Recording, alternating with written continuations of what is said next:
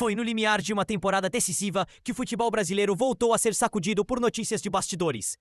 Negociações de protagonistas internacionais, conflitos internos em um dos clubes mais amados do país e um movimento inédito de entidades nacionais por uma reforma estrutural profunda.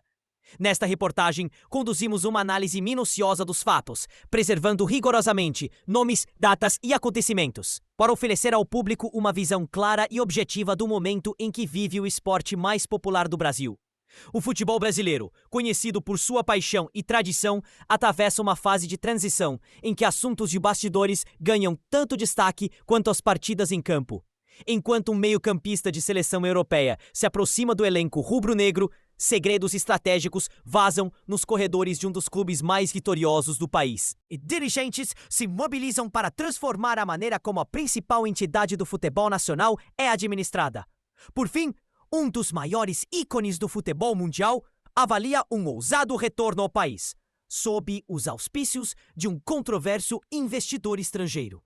Todos esses elementos compõem o cenário investigado nesta reportagem, desde que renovou seu vínculo com o Arsenal até 30 de junho. O volante Jorginho se tornou peça fundamental nas articulações do Flamengo para a disputa do Mundial de Clubes. Durante semanas, houve especulações sobre a possibilidade de prorrogação ou empréstimo do atleta, mas coube ao renomado jornalista Fabrício Romano confirmar de forma oficial que o Arsenal concedeu sinal verde para transferência temporária, o que consagra uma decisão antecipada, já antecipada pelo analista Bruno Lemos.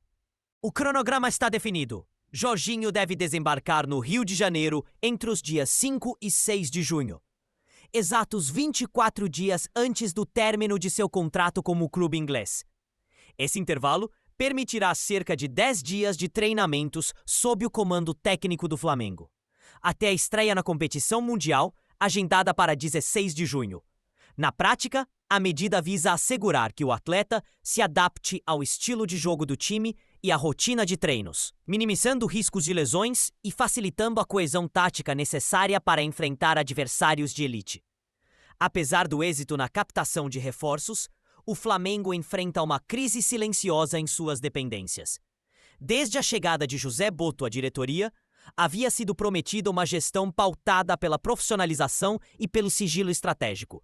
Porém, nos últimos meses, voltou a ocorrer o vazamento reiterado de escalões investigativos, desde a contratação de Rodrigo Caio até as substituições operadas pelo técnico Felipão. O incômodo se tornou público durante uma entrevista em que o próprio Felipão declarou, sem rodeios, que isso me atrapalha e me incomoda profundamente.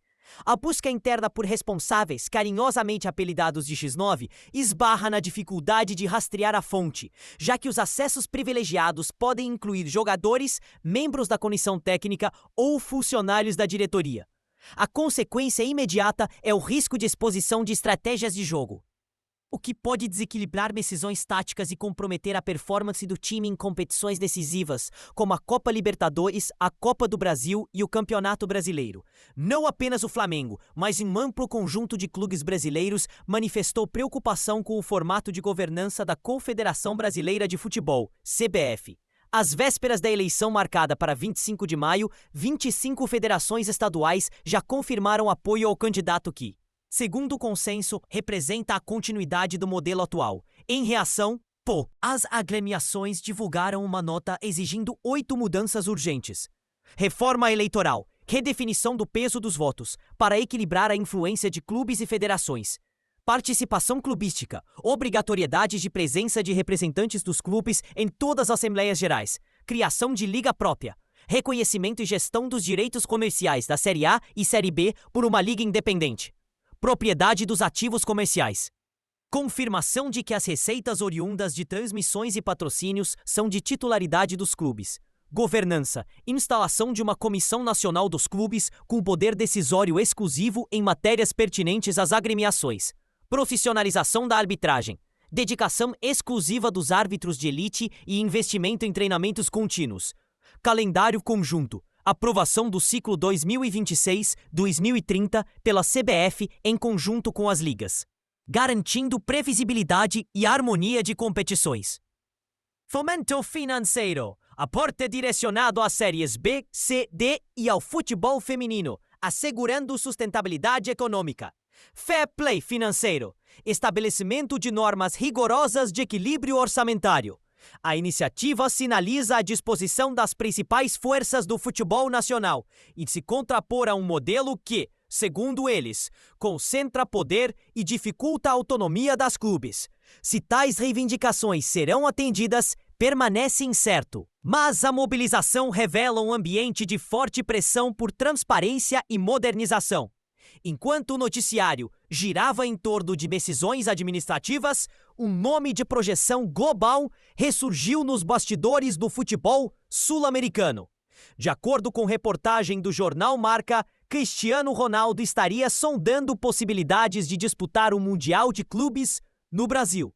Inicialmente, especulou-se sobre interesses de Palmeiras, Fluminense e Flamengo. Mas foi o investidor John Textor, acionista do Botafogo, quem assumiu as negociações com o astro. Com 39 anos prestes a completar, Cristiano Ronaldo ainda exibe performance consistente nos gramados europeus. Para os dirigentes do Botafogo, a contratação representaria não apenas um reforço em campo, mas uma estratégia de marketing sem precedentes, capaz de atrair torcedores, patrocinadores e mídia em escala mundial.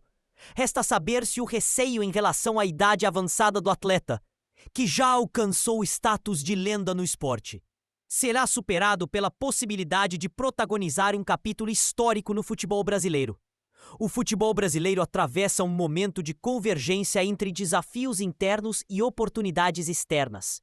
A liberação de Jorginho pelo Arsenal reforça as ambições rubro-negras, ao passo que o combate aos vazamentos no Flamengo evidencia a urgência de gestão profissional. No âmbito institucional, a pressão dos clubes por reforma na CBF indica um ponto de inflexão para o desenvolvimento futuro da modalidade no país.